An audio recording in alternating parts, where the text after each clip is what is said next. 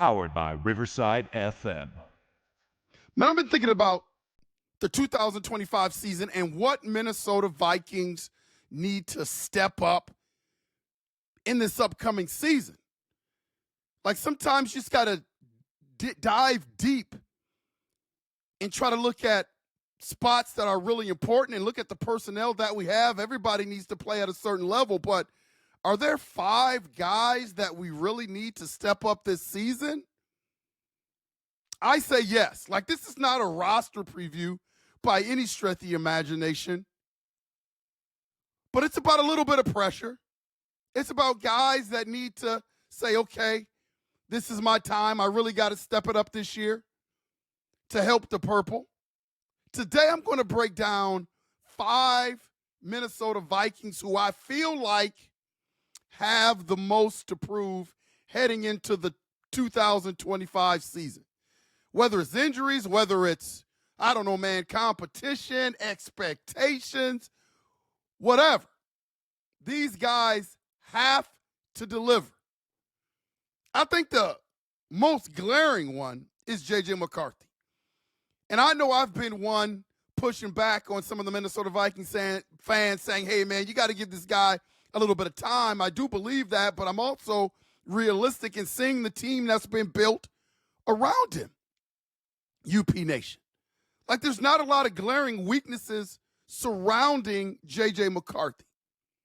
So his ability to be able to produce is paramount to the success of the season. Think about this, man. Like, he is supplanting a guy that won 14 games, and I really don't care what people think about Sam Darnold. The fact is, he got plugged in last year. He was successful until the end of the season, those last 2 games. But for the most part, man, he was in the MVP conversation. So you can't dismiss that. And you can't dismiss that he was 14-4 last year. And so JJ McCarthy is taking over for that. Like, our fan base is great. UP Nation, you guys are great. Purple Nation is great. I love the Minnesota Vikings fan base, but the fan base expects progress. This is what I know about the fan base. They're not set on just potential. They want results going into next year. So I can see them having a little bit of patience. But I'm telling you right now, man, I've been around the Minnesota Vikings and the Minnesota Viking fans for a long time. That patience is going to run thin sooner or later. And then you got JJ, man. He's surrounded by just fantastic talent. Jordan Addison, Justin Jefferson doing the gritty. TJ Hawkinson, Aaron Jones, now Jordan Mason. Man, and I think there's got to be something inside of JJ McCarthy where he wants to compete with the Jaden Daniels of the world, the Caleb Williams of the world, the Michael Penix Jr. of the world. He doesn't need to play perfect, UP Nation. But he has to look like that guy. He's got to look like that franchise quarterback with potential, I would think, by the end of the season. Like, what are your thoughts on that, UP Nation? Am I wrong? Am I wrong? Man, the second player that I think has to prove himself, and this is weird because he's coming off a career year last year, and I think people underestimate that because he was injured a lot, but he played all 17 games. You can't take that away from him. Is my boy Aaron Jones. This is a proven year for him as well. He's got to step up this year. You know, he's a vet. He's got to stabilize that running game. They brought in Jordan Mason as a complimentary back to him. Jordan Mason runs angry, man. Have you watched that guy play? He runs angry, and he's going to be pushing Aaron Jones every step of the way for those reps. When the Vikings moved on from Madison, they thought Aaron Jones was going to be the guy. And don't forget, Ty Chandler, he may be on his way out, but he's sitting there waiting in the wings as well. I mean, Aaron Jones has to produce this year. This can't be one of those years where he starts to slide back, and he especially has to stay injury-free. because Jordan Mason is going to be right there. Jones has got to stay healthy. He's got to produce early. And he's got to risk falling into an equal split if he wants to play. But I think Jordan Mason is going to push him every step of the way. My third guy, man, is, again, because we drafted Donovan Jackson, this is not a paramount position, but it's still someone that has to come through. Injury happens all the time on the offensive line. So Blake Brenell has to be solid. Like, this is a prove-it year for him. You know, Donovan Jackson hasn't been named the starter. I think we all expect for him to start. But right now, Blake is the number one guy at that left guard spot. And I think eventually it will be Jackson, but right now it's Blake. And so the Vikings drafted Donovan Jackson, but right now he's the guy that's looking up to Blake Brenell, and Blake Brenell has to understand that. And so he's got to go into these camps being ready to go. He's one of the biggest swing players on the offensive line this year. So this is a year where he might be second on the depth chart, but you can plug this guy in anywhere on that offensive line, and he is going to give you solid play. So he's got to be ready to go in the 2025 season.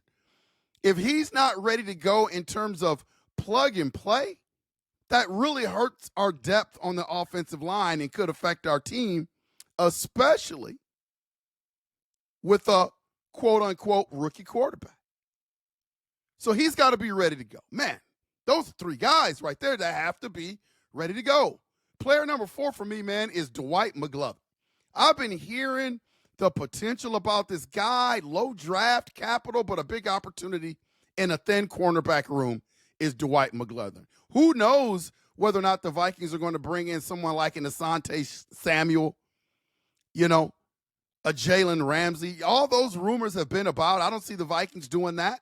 But right now, if there's a thin part of that defense, it's got to be the cornerback room. And I think the cornerback room is going to be all right. Don't get me wrong. I think they're going to be all right. But they are still pretty thin and have some question marks in terms of depth. I think Dwight McGloin can do a pretty good job, but he's going to have to prove himself. I mean, he's physical. He's a ball hawking style. Fits, floors his system. He's a guy that you can put him on an island and he can make plays. Like, he has a path to possibly be starting by midseason. There is a path. Will it happen? I don't know, but there is a path for him to be starting if he delivers. High ceiling, but zero margin of error for Dwight McGloin. He's got to be ready to go. Last but not least, man, number 5 is Mai Blackman coming off that ACL. I mean, he's entering year 3, high expectations and pressure.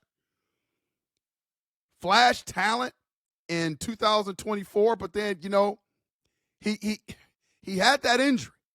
And so who knows when he comes off of an ACL what that's going to look like. There's going to be a lot of questions anytime you come off a significant knee injury like that. I mean, if there are questions about JJ McCarthy coming off of a meniscus, there should be some concern with Christian Darrisaw and Mai Blackman coming off of ACL tears. Those are pretty significant injuries.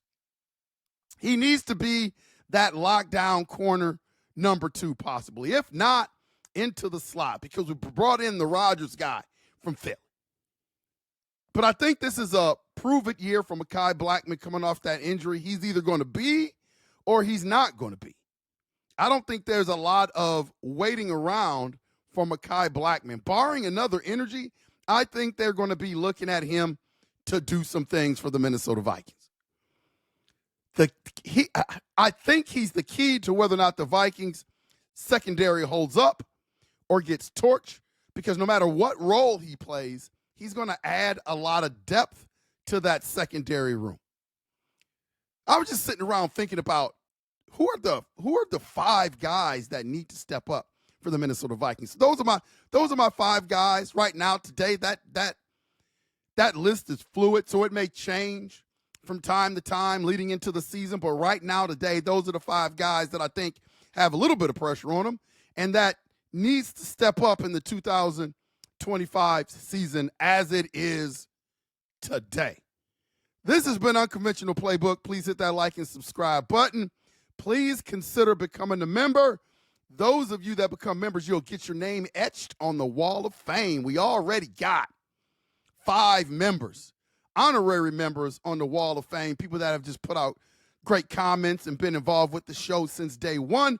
I had to put them on the wall, but if you want to get on the wall, please consider buying a membership. This is Unconventional Playbook, and as always, we will see ya when we see ya. Skol, UP Nation.